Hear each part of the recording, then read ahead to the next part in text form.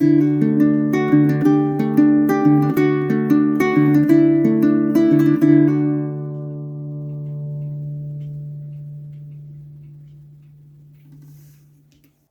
guys, Doug the Michigan Piper coming to you not from the pipe rest today, almost at the pipe rest. I actually come from the shop again, doing a kind of a part 2 video for Doug Outdoors.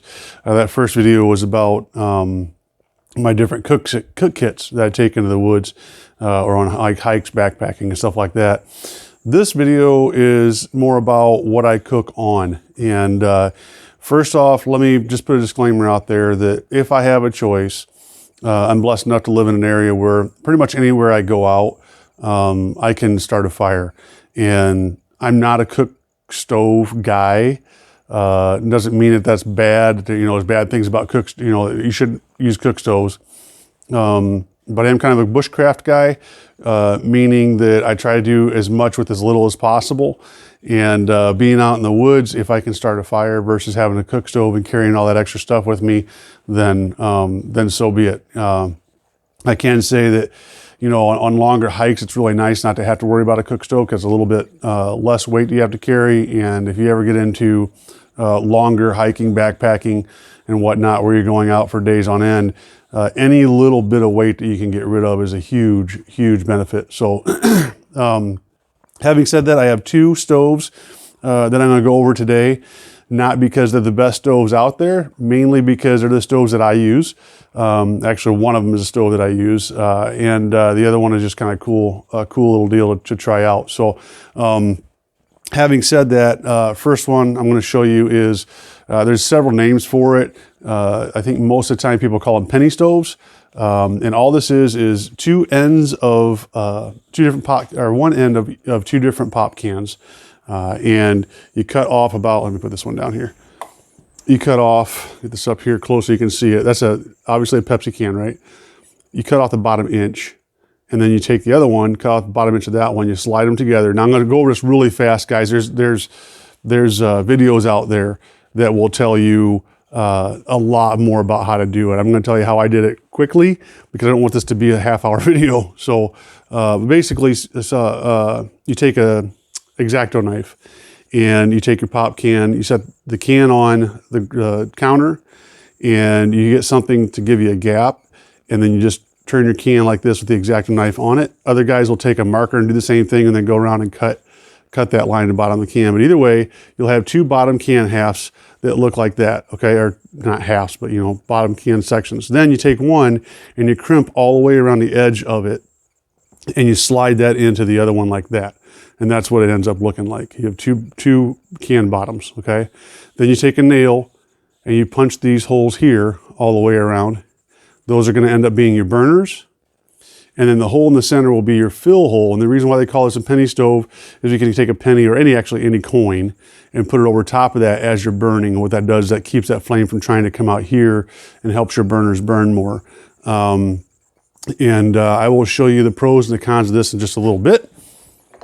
The second stove, which is the one that I use the most, is this is called a Fancy Feast can, or a Fancy Feast stove. The reason why they call it a Fancy Feast stove is because this can here that you see is actually a Fancy Feast cat food can.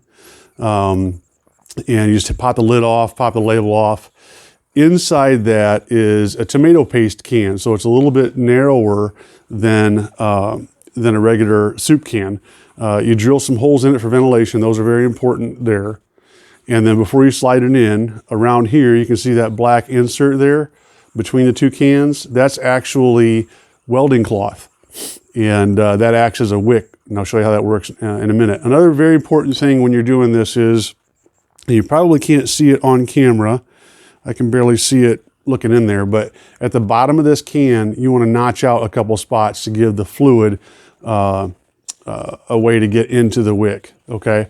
But that's as easy as it gets. Now, you know, like that's kind of a crappy little contraption. Who would use that? I can tell you as a fact that there are some thru hikers that I've read articles on.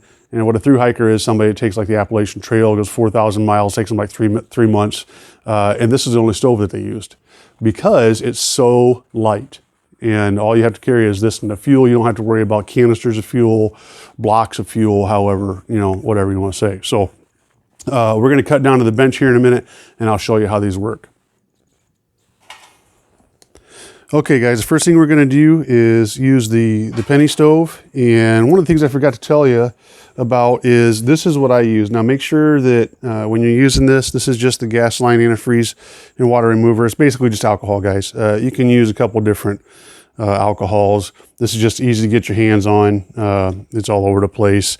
Just use it in a well-ventilated area. I know, again, this is not something that's just kind of backyard mechanics. This is, a lot of people do use this, so I'm not, you're not gonna be poisoned by using this. Just make sure you're in a well-ventilated area. So what we're gonna do is we're gonna pour some to fill up our fuel stove. Now, one of the things I did not tell you about, you gotta let that drain down. One of the things I did not tell you about is one of the drawbacks to this stove. And one of the drawbacks is that it doesn't work well in lower temperatures. And today, I think right now it's in the 30s. So we'll see if we can get this thing lit. Put my little coin there. And when you first light it up, you know, I dribbled a little bit. That's why I have it on the steel. You want to make sure that you're prepared for, you know, some flame getting out of the way, or getting out of hand here right off the get-go, so that it doesn't take you by surprise, because it will. See if we can get this to light.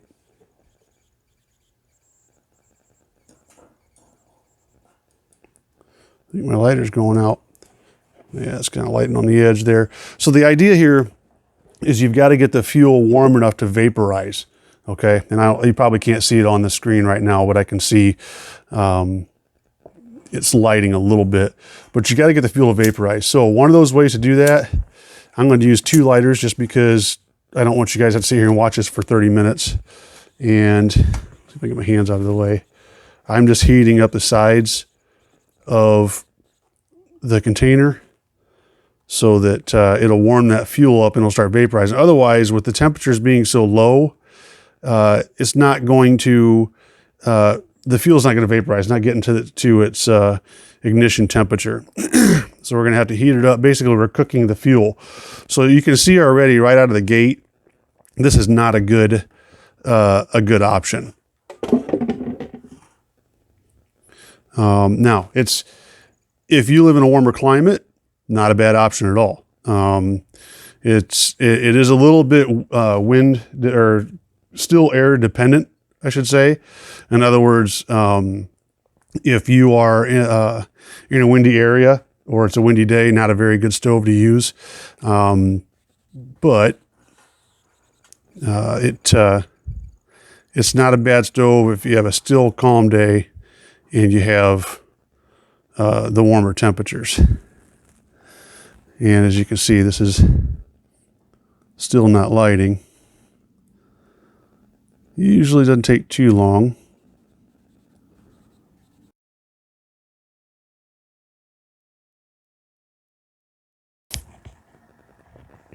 Okay, now you can see we've gotten it started. You can see how the flame works there. Actually, I took my coin off and misplaced it. I better put that back on.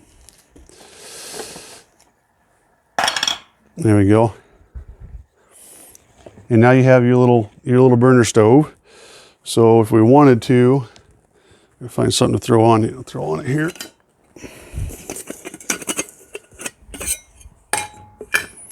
Throw some water in the cup here.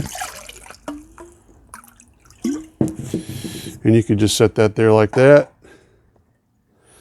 And it will boil water. Trust me, I've done it before. It takes a little while, but it will boil water. So that's how that one works.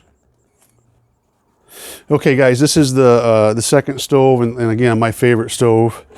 Let me get it filled up here with some fuel. It should be enough. I like to try if I can dribble it down the side there or not. If you dribble down the side, it's easier to get it started. Again, I'm being kind of sloppy here because I can afford to be with the metal. This is not one of those, trust me, I'm a firefighter, don't do this at home, but at the same time, you kind of get the picture. See if we can't light this up here. Now, just getting that little bit lit right there should draw the rest of it up and draw it around. We'll see. I don't know if you can see that on the video, but you do have some blue flame right in here. Again, it's cold, so, but this tends to do a little bit better in the cold than the penny stove. Yeah, it's starting to go around now. So we'll let that heat up. If I had a little bit more, I'd have dribbled it all the way around, but the last thing you want to do is, once you get the flame started, to dribble it around after the flame started. It's a good way to make a firebomb. So if it's not, like in this case, it's slowly crawling around, just let it do its thing. It'll draw it up through. It's already halfway around right now, so.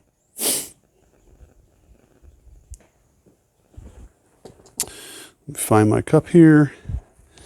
One of the ways you can help it do that is you just put your cup on there like that. And as you can see, you've got the blue flame up underneath your cup. So right now, this thing is full. It's about up to here. I'm going to go ahead and start my watch, and we'll see how long this takes to boil water.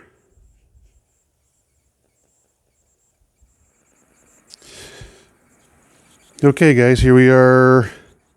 Almost 8.5 minutes later, and as you can see, we are boiling water. Now I did put the lid on to keep the heat in. Also, if you are, if it's not mid 30-degree temperatures outside, you're not starting off with, really cold water, it's going to go even faster. So I'm going to pull that off because it is boiling. But as you can see, we still have plenty of fuel left. You guys saw how much fuel I put, and that's still burning. I could cook something else on that for a while. But we have plenty of fuel, just that little bit of fuel that I put in there. So that kind of gives you an idea how much fuel you'd have to take with you while you're hiking or backpacking or whatever. I can tell kind of by the way it's acting. It's starting to burn down now. But guys, you can boil water much, much faster in warmer temperatures. But that's the advantage you have here with this kind of stove over the penny stove. Now, again, you're going to need some help with wind deflectors if it's a windy day, or putting it in a pit or something. But this is much more resistant to wind than that penny stove is. Either one of them are going to be a fun project to put together, especially if you have kids, to put something like that together, show them how that works and whatnot. But you can see now, I don't know if you can see on the camera, but we've lost our flame out here.